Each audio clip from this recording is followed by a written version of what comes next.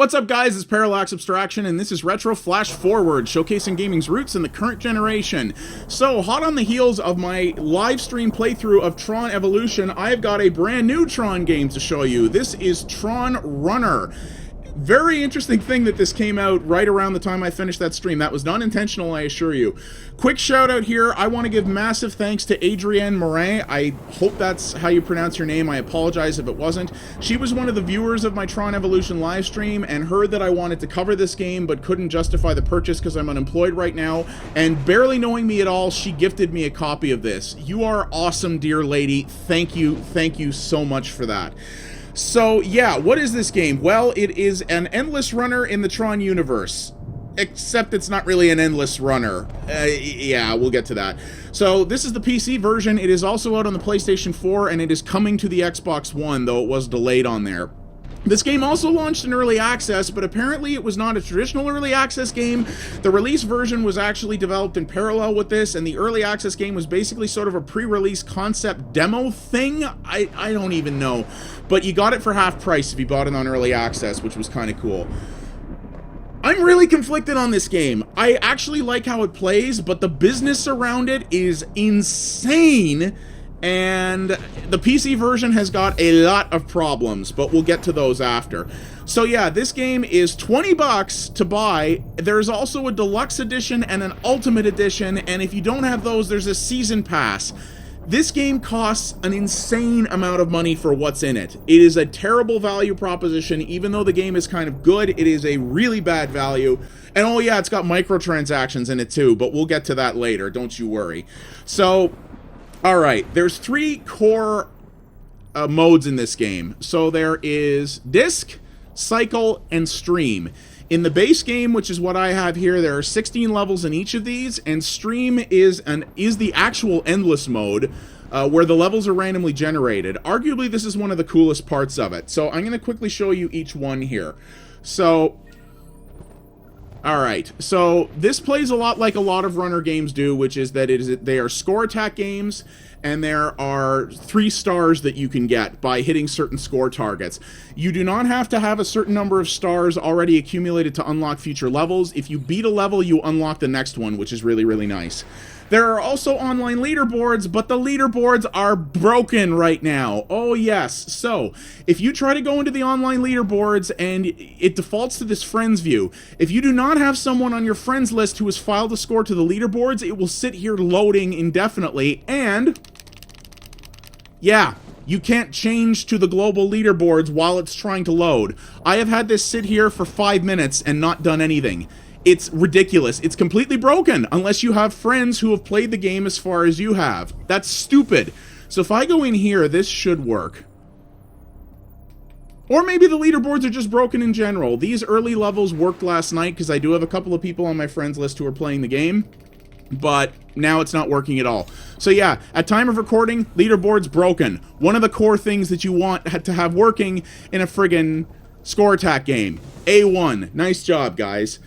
Alright, so here, so this is the on-foot runner mode, which I think is the one, that's the one I enjoy more than the others, but, so I'll show you that. There is some character customization. It's hilariously bare bones in the base game. You can pick a few different colors for your character, and there's a couple of other characters. I believe the deluxe edition has more characters in it, but, yeah, they mean nothing. It's all just cosmetic. Has nothing to do with anything. There's no online multiplayer in this aside from the leaderboard, so it really doesn't mean anything at all. Alright. So, here's how this works. Like I said, I'm really conflicted, because I actually like how this game plays, but everything surrounding it is just gross. It's just, ugh. So yeah, here's when the microtransactions comes in, but we'll get to that. So let's skip that for now. I'm going to show you guys the game first, and then we'll talk about its problems. So this is the on-foot runner mode, also called Disc. This is my favorite bit. So, as you can see here, you get levels with a whole bunch of different obstacles and even enemies in the way.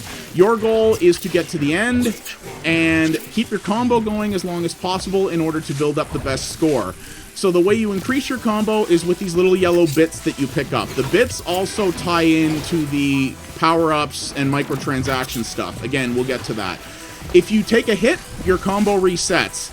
if you take 3 hits, you're dead. So a hit includes running into something, or getting hit by an enemy, or anything like that. So as you can see, there's walls you can run on, there's bars you can grind on, you actually have to maintain your balance there. There's barriers you can run over or jump over and slide under. There's enemies you can shoot.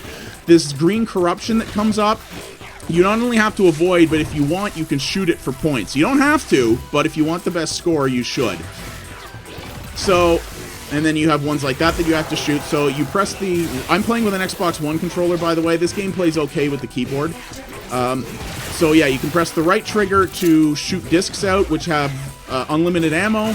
You can also use the left and right triggers to do a quick dodge if you need to do that.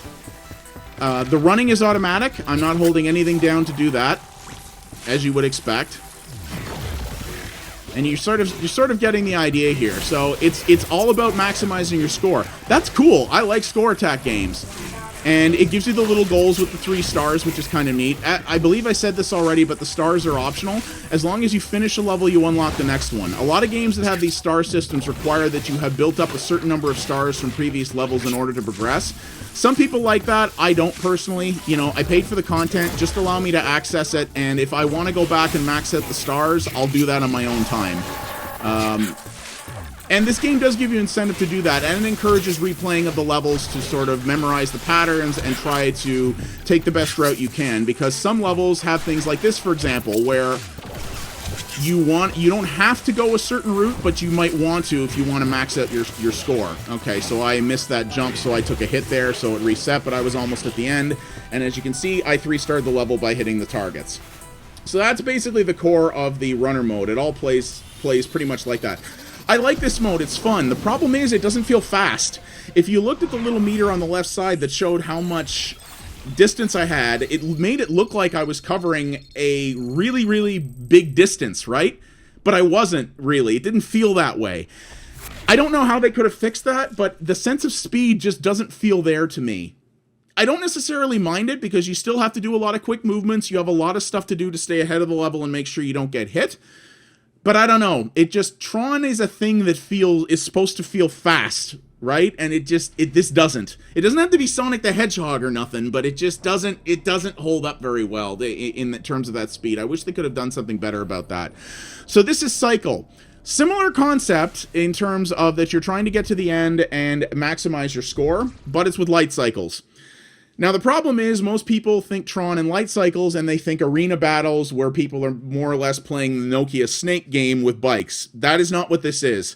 This is still good, but I don't like it as much as the on-foot stuff personally. So, let's show you this here. Almost feels a little bit like Outrun. So your goal is to get to the end of the level before the timer runs out. The timer starts very, very low, and you increase the timer by running through these gates, which add the number of seconds marked on the gate to your timer. Gates with larger time values are usually smaller or harder to get through. So you can see that one there required me to jump and such. As you can see, bits are dropping as well. Same thing. You can buy upgrades with them, and they also increase your multiplier. In addition to that, there are other AI runners that are in here as well, as you can see, and their goal is purely to try to disrupt you. You are not racing against them. They're just trying to knock you around and slow you down. You can press the X button to do an attack on them road rash style. They got to be right up beside you in order to do that, but that's how you sort of disrupt them. And you get points for killing those guys. You also get points for pulling off drifts, which you do with the left trigger, sort of Mario Kart style. You have to do the drifts in order to get around some of the sharper turns. Otherwise, you'll run yourself off the road. And also, when you go over a jump, if you tap the A button and move in a direction, your guy will do a little stunt thing. Optional, but gives you more points. And obviously, you need as many points as you can get here. This mode, I actually find to be a fair bit harder than the runner mode, just because if you miss 1 or 2 gates, you can kind of get yourself screwed. You're kind of going paycheck to paycheck in this mode in terms of the timer to begin with. And if you miss a couple of big timer gates like that, you probably won't be able to do it. It is a little more demanding, a little more punishing, in my opinion, than the runner mode in that respect. Some people might like that. I still don't mind this mode, but personally, I find it tougher. I don't find it as engaging. The levels are certainly not as interesting. There's not nearly as much to do. as there is in the traditional runner mode. So that's where I really find that the majority of the stuff was. I kind of would have preferred that this game just had twice the levels for the runner mode and forego this completely, but you can't really have a Tron thing without light cycles. So this is how they did it. So you see here, I'm coming up against the timer right now, and I didn't make it, so I'm dead. But the goal is to get to the end, and you have your 3-star thing. It's a scoring thing, exactly as we saw before. So that kind of gives you the idea of how that mode works. It's all variants on that. All of these levels are pre-configured, so practice makes perfect. Yeah, it's fun, and you have a little bit better sense of speed, though it still feels slow. But I prefer the runner mode myself, but I've been working on both of them. And then the third mode, which many are going to find the most interesting and obviously the most replayable, is stream mode. So this is where it randomly generates an endless level for you. So there are challenges in this. At least at the time of recording, there was only one weekly challenge, which was survive for a minute 50. I did that last night while I was researching this game. Seems to be there's only a weekly challenge right now, which is too bad. It would have been nice to have some other stuff. So the high scores in this mode, yeah, so this one actually works. So see, no one on my friends list has logged a time here, but this one came up. And here's the global scores. But again, this is broken. This guy here, Hell Plus, got to 29... Maybe that's minutes. Actually, that probably is minutes. Because I was going to say, if he got to 29 seconds, I have slaughtered this. And there's also a dual mode in here that you can do, which basically pits you against his time. I presume on the level he beat it on. I'm actually not 100% sure about that. Because the levels in this mode are randomly generated, and every time you retry, you get a new level. You don't get to play the same level twice, which I think is probably fair, because it would prevent... If they didn't allow, force that on people, it would make them essentially... allow them to game the levels by memorizing a pattern by retrying it and just getting better over time. So really it should be one and done, which I kind of appreciate. So this dual mode, as you can see, I'm not actually running against another guy here. So my presumption is all that is I get to play the level that he played and I'm supposed to beat his time. Not really explained, kind of interesting, but yeah, if that guy survived for 29 minutes, that ain't gonna happen. Yeah, it is. It's 29 minutes. That's savant-like. Because the best I did last night by a country mile was 3 minutes and something. But the idea here is that it generates levels and it shifts you seamlessly between runner and light cycle mode. So I died there. So let's just go back to the normal one. Yeah, failed. No friggin' stuff. All right. So I'll show you this here. So it goes seamlessly between the two modes, which is kind of cool. The problem is the random level generation is very inconsistent. Sometimes the levels will be very, very easy for a long period of time. Sometimes they start off so hard you'll die within seconds, which is a little weird, but it's randomly generated levels. That's kind of how it works. You know, random is random. So that's it. I've never been thrown into a level that was impassable. So that's all right, I suppose. But what I like about it is that it is a seamless shift between the two modes, and it's endless. So you keep running, and you just keep going and get as good a time as you can, which I think is kind of neat. You do get scores in this mode, but the leaderboards are based on time and not points, so it doesn't really matter. But you do earn bits from this as well, so if you can keep this up for a long time, needless to say, you can get bits for days, which is kind of good. If you want to earn bits quickly, this is far and away the best mode to do it in. And I do like the fact that it shifts between the two modes. It's not very... It's seamless in the sense that it does it without loads, but it's not very seamless in the sense that it's slow. When the guy makes a shift to the bike, which I'm going to show you here, he sort of slows down and then spawns the bike in and gets on it and then gets going. You don't keep your pace up, you don't keep the speed up, and it breaks flow, to be honest with you. In a mode like this, getting in a groove and sticking to it is sort of the way you want to handle things, right? And yeah, actually, it looks like I got the same level here. I swear in previous attempts when I've retried a level, it's generated me a new one. Or maybe it just looks similar. I can't really tell. Alright, so I'll show you this here.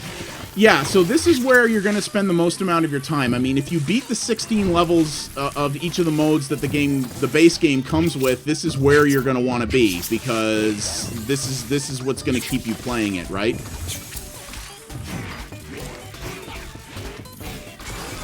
Alright, so... almost here. Should be.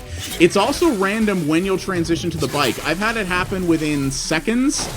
I've also had it take, well, over a minute, as you can see here. This is actually one of the longest times I've ever waited before the bike has spawned in. So here it is. So as you can see, that transition, it's not super smooth. And it's not really good at keeping flow up. Now, maybe that's part of the challenge of it. But I would rather it just sort of keep the flow going and just, you know, never slow down, never break pace, but that's not how it works. So this will keep going, and you'll keep going back and forth between the two modes until you fail out. And then it records your time, and that's that. So...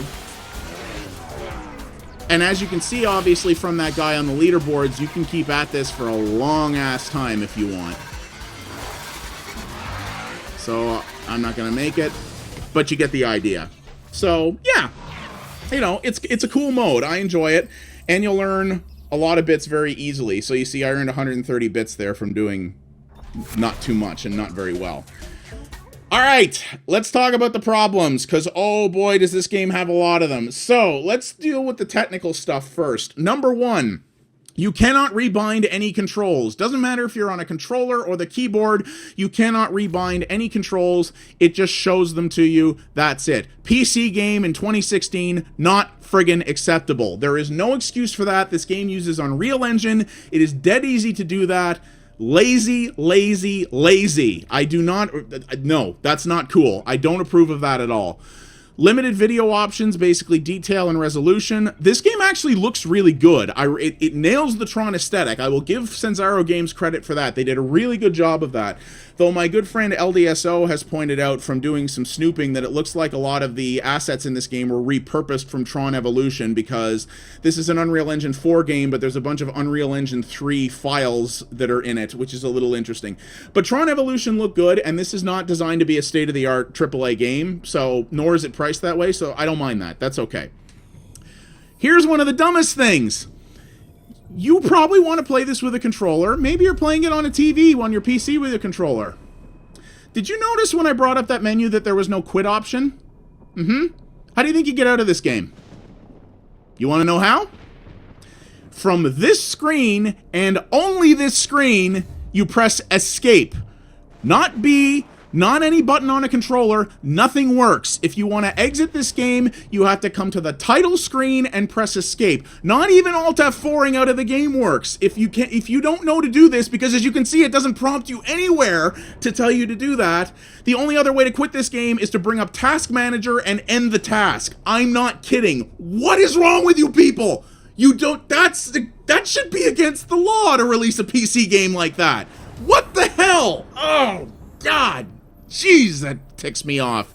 That is unbelievable. So yeah, that's just a few of the problems with this. I've also had problems in this stream mode where you saw that warning when I was in the light cycle where it counts down from 5 when you're about to run out of time. Yeah, if you complete a light cycle mode and transition back to the on foot mode and one of those time prompts is on the screen, it doesn't clear and it stays there for the rest of your session. So you have like a big 5 in the middle of the screen while you're trying to do runs. Again, unacceptable, lazy, lazy, lazy. Test your friggin' games, people. Alright, let's talk about the big thing, though. This is a game that has somewhat limited content in it for $20 just for the base version, and oh yes, there are microtransactions. Alright, let's do this. So, you remember this screen here that I showed you that we've been ignoring up to this point? So these are power-ups that you can use. This is what you earn bits for. You can spend bits on these things. Where the microtransactions comes in, as you see that Y prompt in the bottom left, you can buy bits. Yeah. Now, you know what? I don't necessarily mind that in general. People are going to think I'm weird for that, but you know what? If you want to skip a bit of grinding and you're willing to spend money, I don't understand why you're bothering to play the game in the first place, but that's up to you. You don't have to spend the money, and you really don't have to spend the money in this game. It is not impossible to beat this game. It's not like a free-to-play mobile game. It's not impossible to beat this game if you don't spend money. Okay, that's fine. Here's what pisses me off. So you see we've got the power-ups and the companions. So just take a look at the descriptions there at the bottom. So you see you buy these for bits, right? And they look really cheap, right? You're kind of like, wow, you know, I've got 2,300 bits already. That doesn't look too bad. Races nearby threats. Yeah. You only get to use these once. If you buy them and you go through a mission, they reset. And if you don't earn enough bits to buy these again, then you have to grind to get them. And when I say you only get them once, I don't mean until only when you successfully complete a mission. I mean, if you start a mission and you die within 30 seconds, you lose the power-ups. If you have a power-up like, for example, the bit repeater, which doubles the number of bits collected, this you have to toggle. This is not persistent. So when you're in the level, you have to use it to have it take effect, right? And it's temporary. If you don't use it, you lose it. You don't get your bits back. If you don't use it, it's gone. For one run of the level. These are one-time things that you can buy with real money. And here's the real kicker of them. Wait for it. See this one? Yeah, you can buy power. Yes, you can. This is a game about score attack and competitive leaderboards, and what the hell can you do? You can buy something with real money if you want that doubles your score, effectively allowing you to buy privilege on the leaderboards. You can buy yourself to an artificially inflated score. Even if you play a level absolutely perfectly with a perfect combo, if someone buys this, they will get in a higher position on the leaderboards than you. Fuck you. That is unbelievable. That is buying power. That is a $20 game where the leaderboards are broken out of the gate. Even if they worked, which they don't, they are broken out of the gate because you are allowing people to buy their way to higher scores. That is bullshit. That is unacceptable. That isn't acceptable in the mobile space where it's rampant. It damn well isn't acceptable on PC. For this reason alone, I don't think you should buy this game. I don't think you should be supporting this crap. This is unbelievable. So yeah, I can do this. I can spend some money on that. And let's run a level. So I have a bit repeater, which I can turn on. So you can see the little things there. So if I turn the bit repeater on, now it's doubling my bits. Not a huge deal, you'd think, right? You're like, oh, well, if you use the bit repeater, you know, that's sort of giving you more power-ups, which is, or the ability to buy more power-ups more quickly, which is kind of useful. Except for the fact, of course, that you can buy power-ups that allow you to double your score. And, oh yeah, you may have noticed there that it was also doubling my combo at the same time. So you can not only buy something that will double your score, you can buy something that will double the rate at which your combo multiplier goes up. Meaning if you buy those two things on every level, you are, and you play the level well, you are effectively getting a 4 times bonus on the leaderboards. Explain to me in what way that's fair, and in the context in which the game is being paid for. If this was free to play, it would still be bullshit, but at least it would be free up front, and if you didn't like it, you didn't have to play. You gotta pay for this game, and then if you want to be competitive on the leaderboards against people with more money than time, you gotta shell out the coin. Broken. Concept is completely broken, out of the gate like that. Unacceptable. You know what? Sanzaru Games and Disney had a good idea here. This game, it's got bugs and stupid design problems, at least on the PC side, but aside from the lacking sense of speed, I enjoy this. Like, the levels are cool, the endless mode is actually quite good, and they shoehorned light cycles into their runner concept in a way that makes general contextual sense and is pretty good.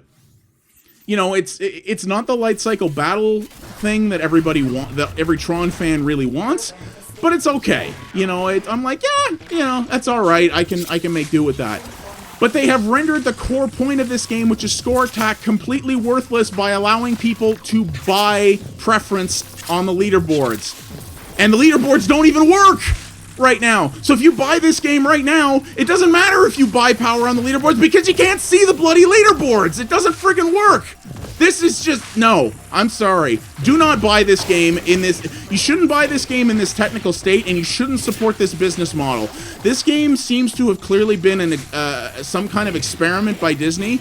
Let me put this in context. Sanzaru Games doesn't even list Tron Runner on their website. They don't even seem interested in acknowledging the fact that they made this game, other than the fact that their logo is on the front of it. Now, you know, that's not an indication of anything. Maybe they just, maybe they don't have a web guy right now. Maybe their site isn't up to date, whatever. But this game was clearly some kind of an experiment from Disney to see if they can make some sort of pay-up-front microtransaction fest work on PC because it's worked so well for them in mobile. Disney is a company that has notoriously, continuously flubbed every attempt they have made at getting into the video game business. They have screwed it up repeatedly, and they've screwed it up again this time. PC gamers don't stand for this crap. PC gamers don't mind games with microtransaction if they're free to play and if the model is not scummy. Mobile gamers don't care. PC gamers are much more discerning than that. And I'm sorry, this ticks all of the buttons that should piss off the PC community. You pay up front, there's multiple versions, the game is way too expensive for the amount of content it has in it, and then they're trying to, they give you the ability to buy power on top of that. I don't care if you want to put microtransactions in to buy cosmetic stuff. I don't care if you put I don't even really care about the one-time use power-ups because they're relatively easy to earn by simple grinding. You don't have to grind for hours to be able to buy a score doubler, let's say. But it doesn't friggin' matter because if you don't feel like doing that, you can pay $5 or $10 or whatever amount of bucks, get yourself a score doubler, and it's a win button. It's literally buying power. No, not acceptable. Other games that have tried it have received huge backlash from PC users, and this one should as well. This game deserves to fail for that reason alone. I don't care how good it plays. If your model is like that, you can go to hell. I don't give a crap. Oh yeah, by the way, in the later runner modes, there's also tanks you have to shoot at and dodge, which is kind of neat in its own way, I suppose. But yeah, much as I have to thank Adrienne for gifting me this game, I'm really glad she did, because I would have been really pissed off if I paid money for this. I really would have. And I don't think you should. This business model should not be supported. This game is scummy. This game is anti-player. It is anti-consumer. And as fun as it is, it's a lousy PC version, and it's designed to get money out of you first and foremost, and if that's the way you designed your game, you failed. So yeah, that is Tron Runner, developed by Sanzaru Games and published by Disney in 2016 for the PC, the PlayStation 4, and eventually the Xbox One. Unless they significantly retool how the business model for this game works, don't buy it. Even if you think this looks super fun to you, don't support this. Don't be part of the problem. I played this and experienced this business model, so you don't have to, and you shouldn't have to. Shame on you, Disney. Shame on you, Sanzaru. Tron deserves better than this. My name's Parallax Abstraction. Thanks for watching. If you like this video, please consider liking it and subscribing to the channel. That does help me out a great deal. Oh, we haven't had Angry Parallax for a while, have we? Yeah, well, it was well-deserved in this case. Take it easy, guys, and I'll see you next time.